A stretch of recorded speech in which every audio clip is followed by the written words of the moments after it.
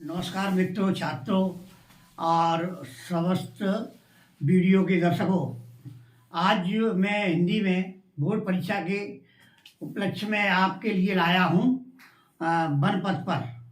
ये तुलसीदास के द्वारा रचित अयोध्या कांड के कवितावली नामक शीर्षक से अवतरित है और इसकी जो है हम आज मधुरम व्याख्या करेंगे।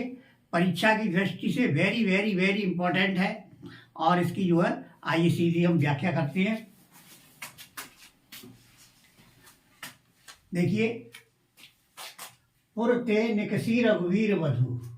पहले जरा इसका पाठ कर लेते हैं सस्वरता, क्योंकि उससे जो है अर्थ स्पष्ट हो जाते हैं। सस्वर गायन करना चाहिए। कविता है तो कविता के माध्यम से उसे पढ़ें और उसी तरह से इसका जो है पढ़ने से क्या है कि उसका अर्थ स्पष्ट शब्दों में उभर के आता है कि वो शब्द बोलते हैं। यदि हम उसे गहराई से पढ़ें तो समझें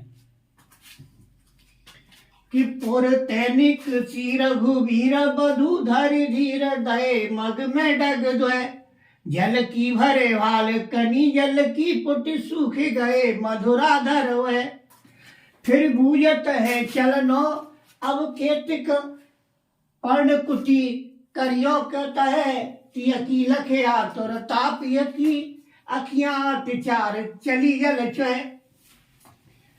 देखो, पुर का मतलब है अयोध्यापुरी या अवधपुर।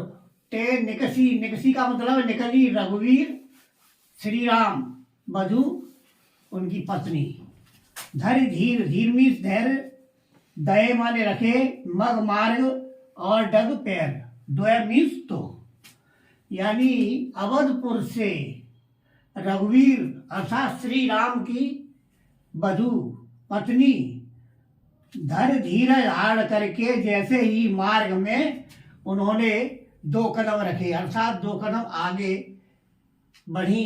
जल की भरे भाल कनी जल की मीन्स यानी उभर कर आई, झलकने लगी। भरे भाल कहते मस्तक पर, कनी जल की बूंदें उनके मस्तिष्क पर उभर कर आ गई। उठ सूख गए मधुराधर हुए और उनके मधुराधर माने मधुर और होठ जो है उनके सूख गए। पूरे का कहने का मतलब है जैसे ही अवध से राम जी वनवास की ओर जा रहे थे जंगल में, तो उनके साथ में जो सीता थी वो भी जा रही थी और जैसे ही उन्होंने रास्ते में कुछ थोड़ा आगे चली तो उन्हें जो है धूप लग गई और वे उनके अधर हैं वो मुरझा गए, सूख गए और उनके मस्तक पर पसीना की बूंदें आ गई। फिर बूझत हैं चल नो अब केतिक पर्ण कुटी कर हो कितः। फिर बूझत मीन्स पूछने लगी, चल नो अब केतिक कहते कितना। अब वो श्री राम से पूछने लगी कि अब कितना और आगे चलना है। पर्ण कुटी करियो कितः। पर्ण कुटी कहते पत्ते की कुटी।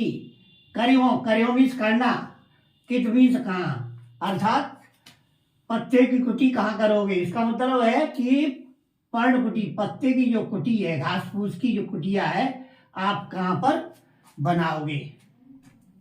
तियकी लख आतुर तापियकी अखियां चार चली जल चुए। तो जैसे ही तिय कहते हैं क्रिया अर्थात पत्नी की लख देखकर आतुरता व्याकुलता। पिय मीन्स पति की आंखों में आंसू चूने लगे अर्थात टपकने लगे। कहने का मतलब है कि अपनी स्त्री की आंखों में आंसू देखकर श्री राम के आंखों से आंसू झलकने लगे। सीता जी की व्याकुलता को देखकर राम की आंखों में आंसू टपकने लगे, चूने लगे। जल को गए लक्ष्मण है लड़का परखो पिय छांग झरीक है ठाड़े। जल को गए लक्ष्मण लड़का कहते हैं लड़का बालक जल को गए, यानी जल लेने के लिए लक्ष्मण जी, लड़का उनके मान देवर क्या छोटा है, वो लड़का ही माना जाता है। पर पिय छाया में घड़ी मीन्स घड़ी वह ठाड़े, वो कहने लगी कि हे प्रियतम, आप थोड़ा एक घड़ी खड़े होकर छांव में आप जो उनकी प्रतीक्षा कर लें। पहुंच पसेव बयार करो, बयार कहते हवा, जब तक पसेव मीन्स पसीना, जब तक मैं आपका पसीना पहुंच देती हूँ और आप पर हवा कर देती हूँ। और पाए पखारियों भूवर डाले, और आपके पैरों को पखारन मीन्स धो देती हूँ, जो कि भूवर कहते हैं गरम रेत से, जो है गरम रेत से आपके पैर जो है गंदे हो गए हैं और उनको मैं धो देती हूँ। तुलसी रघुवीर प्रिया सब जाने के, तुलसीदास जी कहते हैं कि सीता जी के दुख को जानकर बैठ विलम्ब कंठ काटे, श्री राम ने विलम्ब कहते देर तक बैठकर उनके कांटे निकाले। जानकी नाह को ने लखो पुल को तनवार विलोचन वाले, और जानकी के ने मीन्स प्यार को लखा मीन्स देखा, और उनका जो शरीर पुलकित हो गया, और बार बार मीन्स पानी विलोचन वाले, यानी उनके नेत्रों में पानी जो है आने लगा, अर्थात उनके नेत्रों में आंसू आने लगे। और इस तरह से अब देखते हम तीसरा कि रानी में जानी अजानी महापवि पाहन तेहु कठोर हियो है, राजो काज अकाज न जानो कहो, तिय को जिने काम कियो है, ऐसी मनोहर मूर्ति बिछुरे कैसे प्रीतम लोग दियो है, आंखें ने में सखी राखे बेजो गए इन्हें के में कह बनवास दियो है। यहाँ पर कहा है राजो काज अकाज न जानो, रानी में जानी। अब स्त्री जो है रास्ता में वो कह रही है आपस में कि रानी में जानी अजानी महार,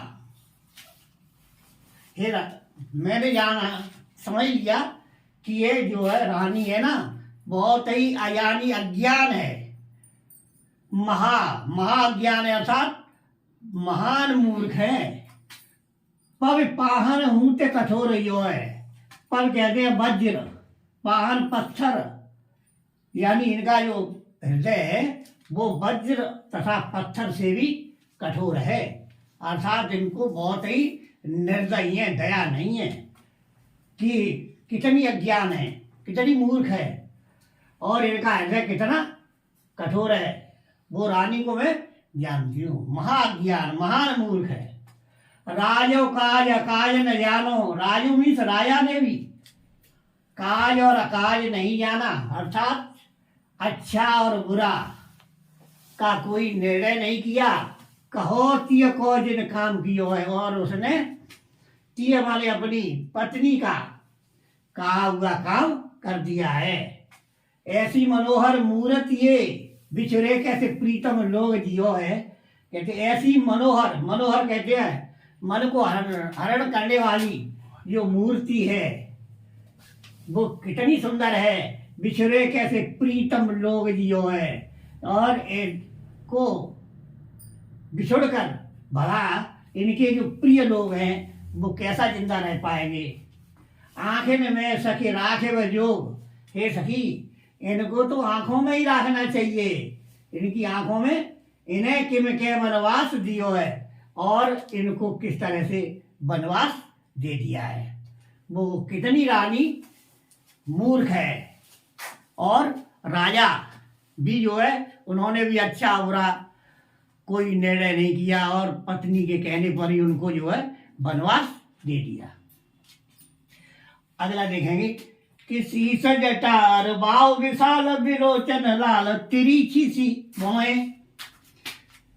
कि शीश जटा अरुबाव विशाल विलोचन लाल तिरछी सी मोहे, और सून तून सरासन वान धरे तुलसी वन मार्ग में सठ सोए, सादर वारे वारसु आओ चिते तुम तो हमरो मन मोहे, पूछत ग्राम बधू सियसो प्रिय रावरे से सखी सामरे से सखी रावरे कोए। बहुत ही सुंदर है कि शीश जटा और बाव विशाल, शीश पर जटाएं हैं और का मतलब और बाव विशाल, इनकी बाएं भुजाएं विशाल हैं, शीश पर जटा धारण किए हैं और इनकी विशाल बाएं बाजुएं हैं। बिलोचन लाल, बिलोचन नेत्र, लाल लाल नेत्र है और तिरछी सी भौहें, इनकी जो भौं है वो तिरछी हैं, यानी राम की रूप का वर्णन किया है। तून सरासर वान धरें, यानी ये जो है धनुष वाण धारण किए हैं। तुलसी वन मार्ग में सुट सोए, तुलसीदास जी ने लिखा है कि ये मार्ग में सुट सोए बहुत ही शोभायमान हो रहे हैं, अर्थात बहुत ही सुंदर लग रहे हैं। सादर वारे वार स्वभाव चिते, तुम तो हमरो मन मोहे। और ग्राम बधू कहती हैं कि सादर वारे वार स्वभाव, यानी इनका जो स्वभाव है उसको चिते मीन्स देख कर, बारंबार आदर से इनके स्वभाव को देखकर तुमने तो हमारे मन को ही मोहित कर लिया है। हमरो मन मोहे, हमारे मन को मोहित कर लिया है।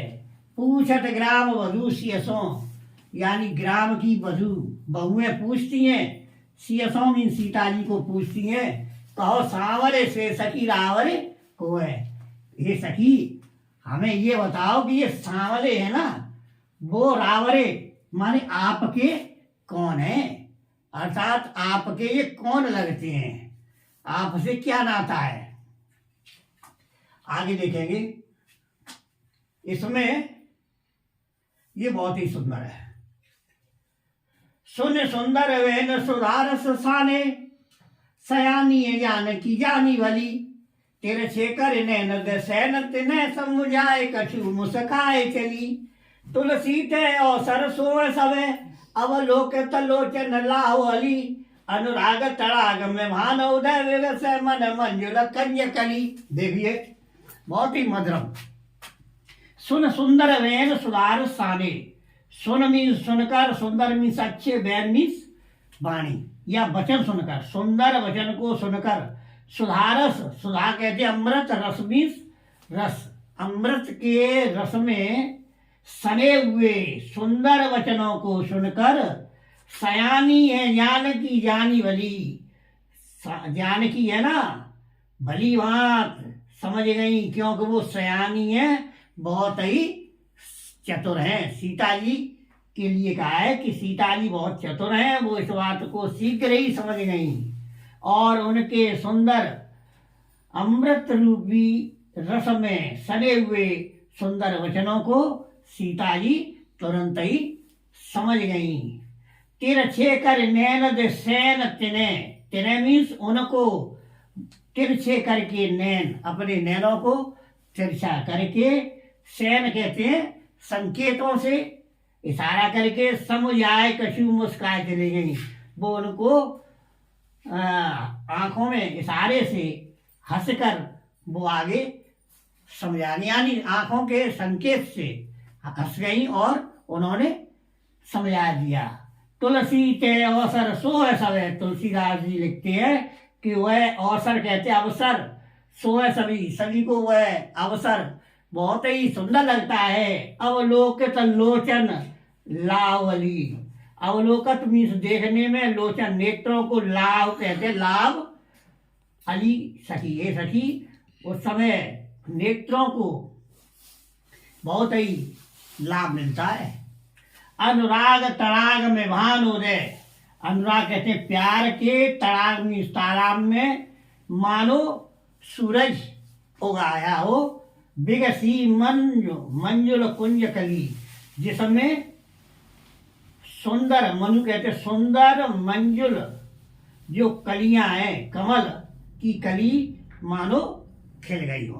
प्यार के तालाब में भानु के उदय होने से मानो मंजुल कंज कली, यानी कमल की सुंदर कली खिल गई हो। तो इस तरह से आज हमने इसकी जो व्याख्या की, और ये जो है परीक्षा की दृष्टि से मोस्ट इम्पोर्टेंट, इसमें से अवश्य जो है आएगा। तो वीडियो सब्सक्राइब जरूर करना। धन्यवाद।